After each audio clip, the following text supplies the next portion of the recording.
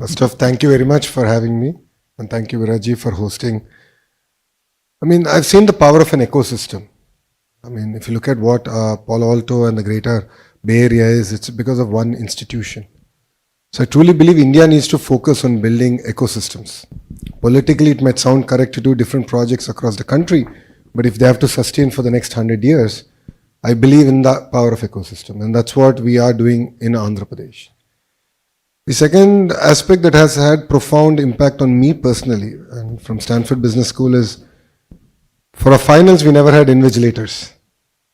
So there's no one.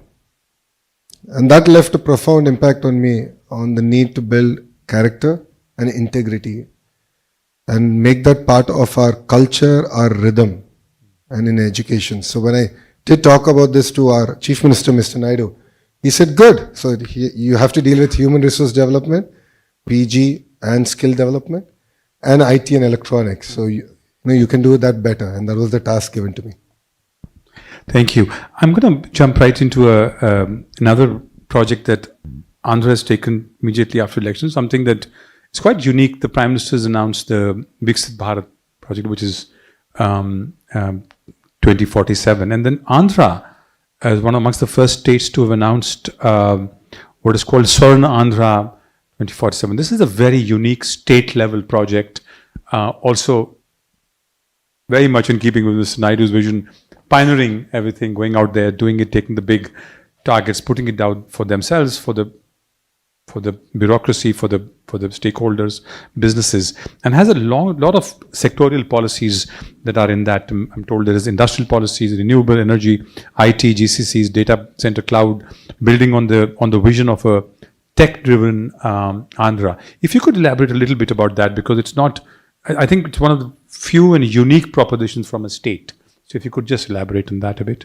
No, the Honorable Prime Minister pre-election did talk about Vikasit Bharat.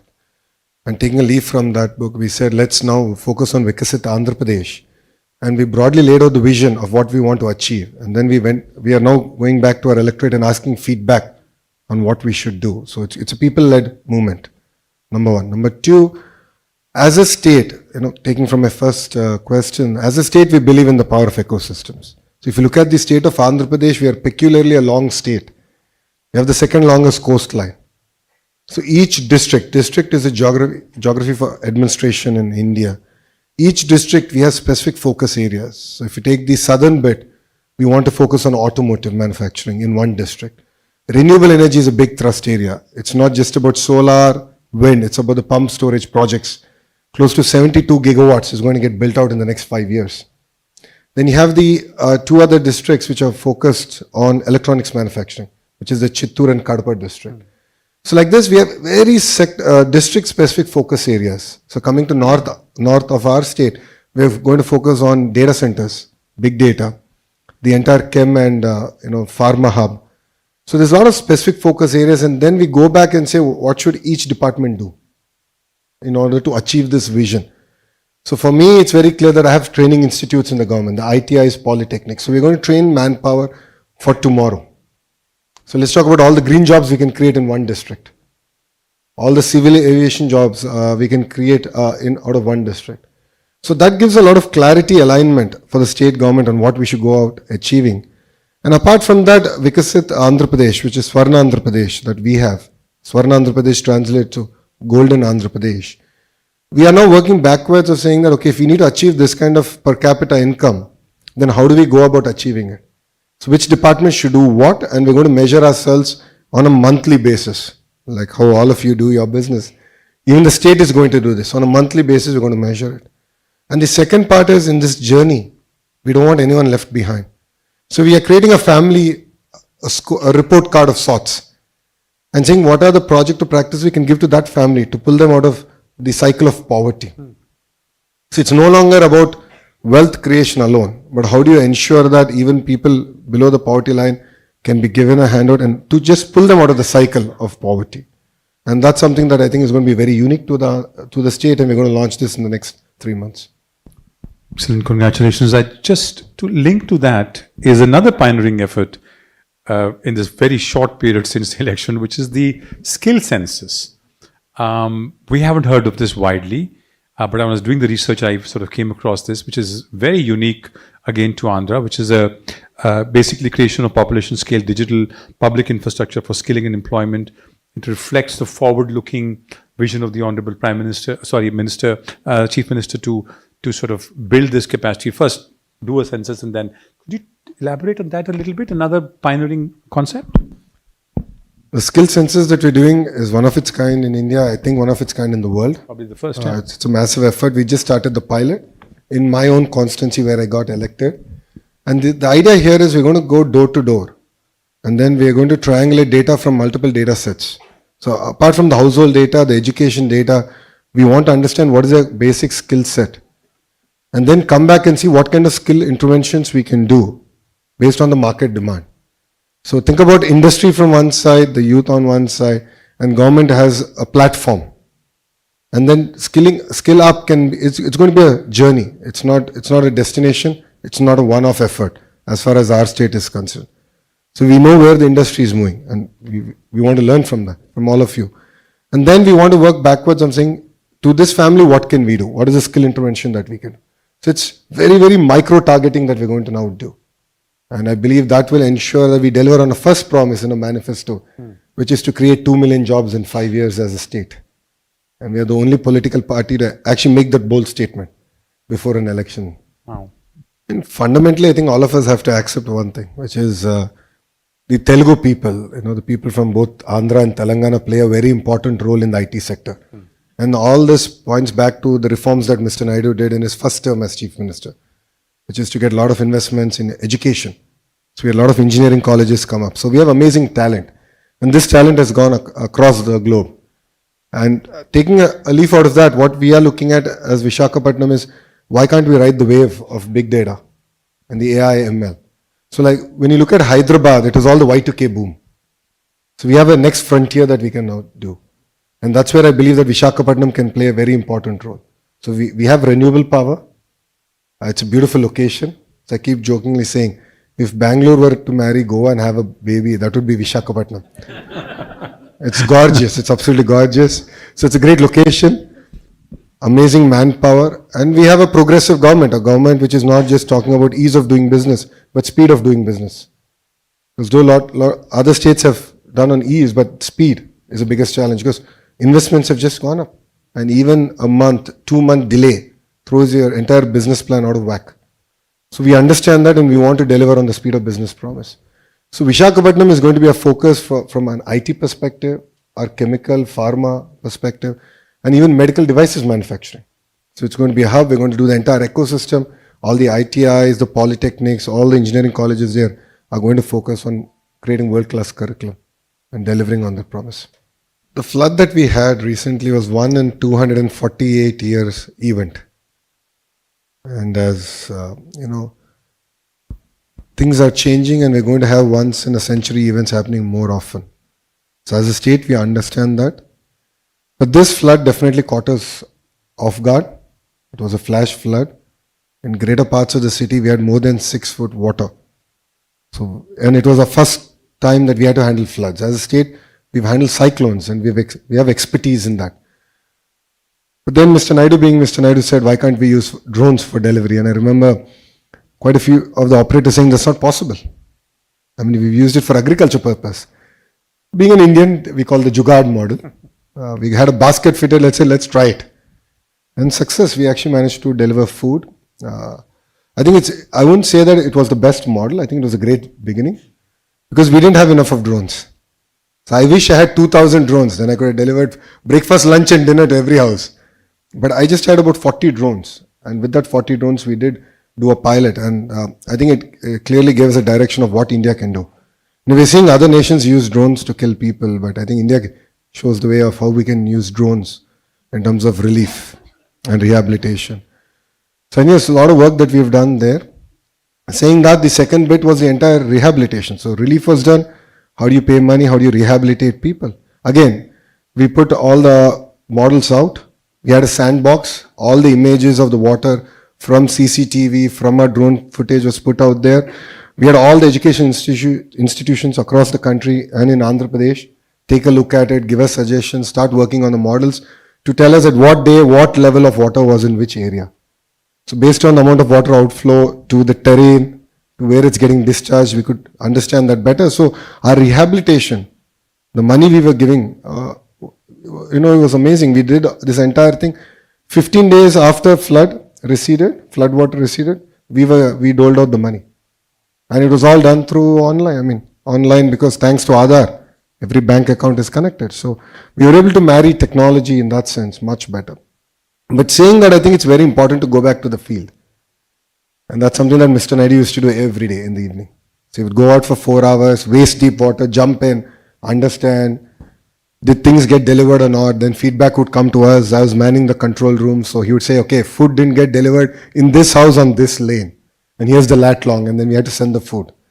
So I think that's always required. I think you need a feedback loop. The human loop is always required on how much of a technology you might have. So I believe we have a model to handle such crisis, not only for Andhra, but for the nation. And one task we have taken up as a state is we'll get about 2,000 drones in the agriculture sector. A lot of the spraying, the pesticides and so on and so forth actually can be done using drones. And then during an emergency, we can pull it out and use it for relief activities. So I think it's a great learning experience. And as a country and as a nation, we're just learning on how can we use this technology far better. We're going to compete with the other capitals in the world. Right. And that's our aspiration as a state. So as a state, we got bifurcated in the year 2014. So we are the new state, capitalist state. We started our journey from scratch, and Mr. Naidu is known for building cities ground up. An example of that is Hyderabad. So Hyderabad was built by the Nizam, Secunderabad by the British, and Cyberabad by Mr. Naidu. He has a great contribution in that. So he's known for it, and he brought the same vision, but he said, let's do this from scratch, and a completely green field. And the beauty of this project is not just the technology bit, but the human angle, where not even an acre was owned by the government, it was owned by the farmers. So we pooled the land from the farmers, where developed land went back to the farmers. So how do you make farmers part of this growth, the economic growth that we're going to deliver? So and that's very unique in that sense. And we started off with that project.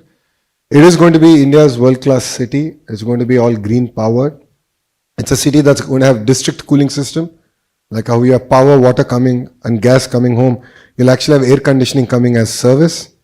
So we're looking at various efficient models that have been deployed across the world that can enable us to leapfrog as a city. That's one part. The second part comes to the entire knowledge bit. If you look at it, we already have India's premier institutes like SRM, VIT, already having campuses there, and they're creating world-class students, faculty coming out of that area, and more campuses are going to come. So that's where the entire knowledge economy is going to get kickstarted. And saying that, as a government, we are very passionate about real-time governance. We did this in the past between 14 and 19. But now things have changed. Now government can be in your phone. So why should you go to office? And single question is that. So when you push a button, you're able to watch a movie. When you push a button, you're able to get a cab or groceries or lunch or dinner. Why can't government be that responsive? And that's a straight question that I get asked by the Honorable Chief Minister. Saying that, phase one, we're working with various platforms, and the phase one, we intend to deliver about close to 100 government services via any platform to your phone, number one. Number two, we want to use AI, and we are in talks, we are actually piloting it. And there are amazing examples of how AI can sort of improve the efficiency of government delivery. And the various instances where I believe we could have done much better than we did in the past. So you'll see in the next 100 days AI being deployed in governance, and also helping ministers, bureaucrats take decisions. So we already started this project where we have a digital twin for every minister. And based on the entire social listening, based on the feedback from various sources, it would advise that these are probably the 5 areas you want to pay attention in this week. So we're giving these insights to the ministers, and then we have this entire feedback mechanism. We understand sentiment across various ministries far better today. So 100 days from now, I think I'll be able to present it actually in front of everyone. And then we want to then go down, have a digital twin for every member of Legislative Assembly, so they can understand better what are the pain points, what are the things that we need to now focus on. So we're now working with private universities, global universities now to come and invest in our state. with a clear vision of what should come in which district. So one university which got added to the list was the entire Civil Aviation University. So we're working with GMR, which is the world's second largest private sector airport operator. And we're working with them on actually building a civil aviation university in Visakhapatnam, because that's where we believe that it can be the hub for it, and where 25% of the global workforce can actually come from Andhra Pradesh. Logistics is going to be closer to where the ports are. Nellore is one district which has a good number of ports. We want to do it there. So with a very sectoral focus, we are now encouraging universities to actually come, start their campuses in Andhra Pradesh. And I'm fortunate to have both hats, Bharat and India. So Bharat hat is the Human Resource Development Ministry. India, of course, is the IT Electronics Ministry. So I'm lucky to have both, and I'm able to steer in terms of policy and what is required. So I keep saying, one size does not fit all. That's quite clear. Things have changed substantially. And what we can deliver is speed of doing business. And as a state, if you see a lot of institutions that wanted to become deemed universities, we created a policy for them to do that. And a lot of universities that want to start from scratch, it's going to be tailor-made for them based on their investment, the sector that they want to enter in Andhra Pradesh. As you rightly said, Mr. Naidu is always ahead of his time. And as a political establishment, we tend to put the cart ahead of the horse. And you've seen subsequent elections, we have not been able to win. And that's something that we take as strong feedback for ourselves, that continuity in governance is equally, if not more important at this juncture for our state of Andhra Pradesh to see our vision through, number one. Number two, whatever vision I've shared with you is something that I've already discussed with the electorate, and we go back for constant feedback, and we will involve them in the entire process.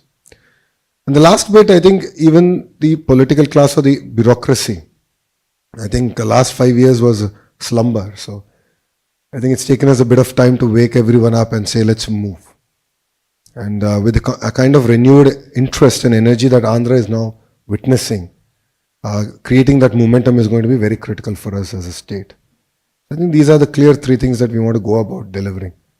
And I'm sure that these three delivered, then Andhra Pradesh should be the first $1 trillion economy in India. Thank you very much again for having me here. I'm honored. See, Mr. Naidu is a veteran. This is the fourth term. He's the Chief Minister of Andhra Pradesh. But he brings renewed energy. Just to give you an idea of the kind of mandate we got, out of the 175 constituencies we contested, we won 164. That's a 92% strike rate. It's the highest ever even we've witnessed. Saying that, out of the 164, 88 of us are first-time members of Legislative Assembly. In his cabinet, 17 ministers are first-time ministers. So a lot of fresh faces, a lot of energy to do good. All of us are raring to just get going. Andhra Pradesh is, as I said, a very long state, which lends itself very well for decentralized development with clear sectoral focus. As I already stated, we believe in the power of ecosystems. And we are here to deliver on that ecosystem. A lot of work has already been done between 14 and 19. It could be renewable energy, it could be the automotive, the mobility sector. Electronics manufacturing is another great area where a lot of work has already been done. Biofuels, aquaculture, pharma, then you of course have the entire medical devices manufacturing, the IT space. So the state lends itself very well for investments across all sectors. And the beauty of our state is we can potentially be a net zero in terms of carbon emissions as a state. Sheerly because of the 72 gigawatts of renewable energy that is going to come online by the end of our term, which is 2029. So as a state, we are competing with other states, no second thoughts about it. But one thing I can promise to you in Andhra Pradesh is speed of doing business. That's something that other states cannot promise. We will deliver on that. As ministers, we are very committed to it. So every investor who's knocked on my door, we have a WhatsApp group that we create, and then we are in touch with them. And every week we update the investor on what has happened, what needs to be done, what are our hits and misses for the week, where have we fell short, and how are you going to make that up. Because see, our investments ticket sizes have increased. I mean, now $1 billion investment seems to be a norm of the day. But then a week delay, a month delay, or even a 6-month delay of your project is just going to throw your business plan out of the window. So we understand that, we appreciate that. So we will deliver on the speed of doing business, and we're here to deliver. And last point, for us to deliver this, we have recreated Economic Development Board, which is being headed by a young IAS officer. And we have his entire team under him is coming from the private sector. So veterans from that industry are going to come, join the Economic Development Board. So they'll be your single port of call and your point of contact. And anyone investing over $1 billion in our state will have a dedicated person from the state sitting in your office and delivering on the promises that we have made to you. So I request all of you to look at our state. Please come.